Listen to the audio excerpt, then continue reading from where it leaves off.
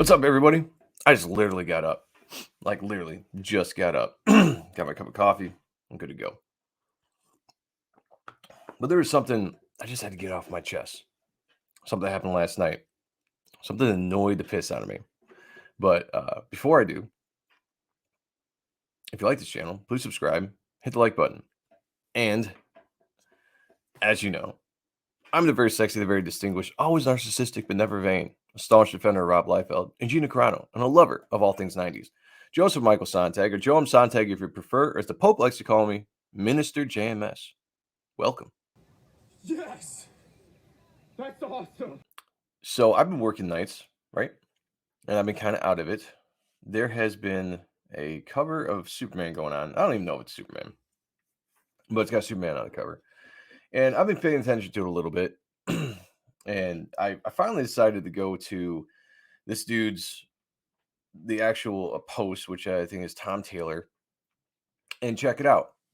And I was watching or reading a lot of the comments, and rightfully so, this thing is being just lambasted as just a horrible cover. Now, there's been a lot of great points made by people on here, but I decided to write a comment based on purely storytelling alone because I think it's lazy storytelling when it comes to a cover. So everybody else, handled the different subjects just fine. I personally could care less because whatever DC does with their characters now doesn't surprise me. It is what it is. We all know that we have a bunch of activists writing, virtue signaling, social justice warrior people in the industry. So this doesn't surprise me. However, from an artist point of view and a storytelling point of view, the cover I thought was complete trash. And I just wrote a comment and I said, been off Twitter for a couple of days, but I've been seeing this going around. So what is this cover supposed to be saying? That superheroes should protest instead of saving lives.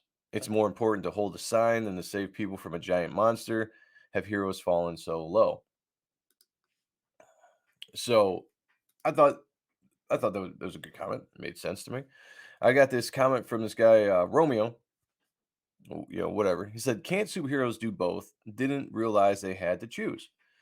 Now he and I started this conversation, if that's what you want to call it, back and forth last night while I was at work, and it was just I couldn't let it go, so I kept having to just try to explain what I was talking about. He obviously thought I was attacking the book, probably coming from whatever political view, and all I was saying is that the cover's bad, you know, and he would bring up the facts that like the cover's supposed to tell the story, and I was like, you're right, it's supposed to tell the story. So my point is that you have a bunch of superheroes, or at least a couple superheroes here, they're clueless idiots based on the cover. All right. You have Superman, Jonathan Kent, which I don't know too much about Jonathan Kent. I'm assuming he's probably as powerful as his dad, if not more powerful, because a lot of times the son should be more powerful than the father. But let's just say that they're the same strength, right? So you got the strongest person in the universe walking down a pier with a bunch of kids holding signs. You got signs like, you know, school strike for climate justice. There's no planet B. Uh, make Earth cool again. That's a nice little jab there. So there's definitely some cuteness right going on here. But in the background, you got this giant squid kaiju like creature wrecking havoc, destroying. You can see a boat being destroyed. I'm assuming lives are being lost here. So you have Superman completely clueless depicted on this cover while a giant monster is killing people in the background.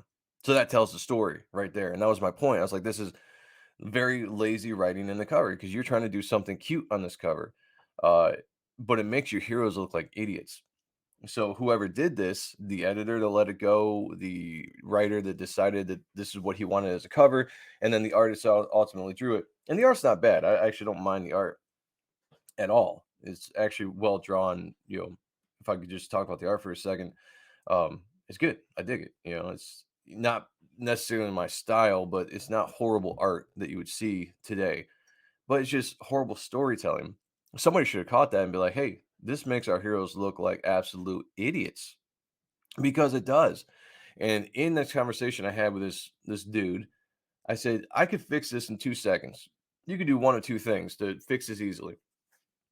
You could have this same cover, Superman and Aqualad or whoever, walking down this pier with these kids. If you want to do this protest thing, whatever, I don't really care.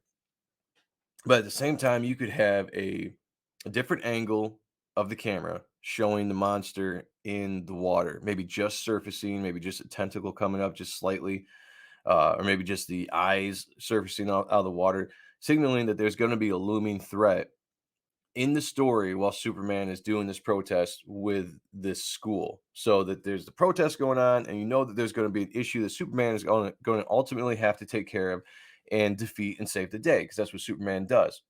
That's one. Two, you could have the kids protesting down the pier, and in the background, you see Superman and Aqualad and whoever fighting this monster, protecting the kids as they're doing this protest. Because this could have happened when they're protesting and they had to come in and save the day, and then maybe afterwards they pick up the signs and join in with the kids and blah blah blah blah blah. Two ways right there you could fix the cover and made it more compelling, and you could have saved face for the heroes. But this is just DC is basically saying our heroes have no clue of what's going on. They're idiots, and they would rather virtue signal than protect lives. And it's not even that. Like, it's not that they would rather do either or. They just don't see what's going on in the background. All right, this cover is showing you that there's a giant monster. Okay, there's going to be noise. There's going to be destruction. There's going to be screaming, and you Superman that can hear the faintest heartbeat is completely oblivious to what is going on. The only person that is seeing anything right now is this kid on the right who is looking back because he sees what it is that's going on. But Superman is just sitting there or standing there walking with a dumb smile on his face like he's doing something important. Meanwhile, there are people dying in the background. That is lazy storytelling on a cover. This guy had brought up, he's like, but a cover is supposed to tell the story. And I'm like, you're right. It is. I'm not quite sure what your argument is, because you're just making my point for me that the story on this cover is exactly what I've just said. If I was to pick up a cover of Batman and it has Bane breaking Batman's back, I expect to flip through that book and at some point see Batman having his back broken by Bane or something along those lines, because that's what the cover told me. Um, the only other covers you could see are like pose covers, right? Like what Todd McFarlane would do with Spawn. Just a really cool picture of your hero or your villain posed well, awesome drawing that's going to suck you in and be like, I want to read this because this looks so awesome. So I'm going to pick it up and I'm going to flip through it, not really knowing what the book's about, but it doesn't matter because it looks so cool. But if you're going to do a storytelling cover, then you want to have at least something relative to what's going on in the book. And you can have covers that throw readers off. You know, they did it all the time back in the day where they had like a dead hero with the villain standing over. But that even would signal that, all right, the hero, we all know he's not going to die, but that he's in for a fight, a real fight against this villain, and that it might not go well for the hero. So it still gets the point across. The only point it can get across is that your heroes are completely inept in what they do, and they worry more about virtue signaling than protecting and saving lives. Not only that, but Superman, the most powerful being in the universe, with all the powers that he has, is clueless to what is going on around him. That's what this cover tells you. It also tells you DC, they don't write heroes anymore. A hero is supposed to do what a hero does all the time. That's what a hero is. Saves lives, protects people. That's what heroes do. And I had this guy argue with me that that's not only the only thing heroes do. Like, no, that is the only thing that heroes should do. They have super abilities beyond us to do things that we can't do. They are not here to be the voice of the voiceless. And I'm sick and tired of hearing people say that. You can weave stuff into stories. You can have superheroes helping out homeless, like all this kind of stuff. You can do that within a story. But their main job is not to be the voice of the voiceless. It's to protect and to serve and to save. And in this cover, they are doing neither of those. None of it.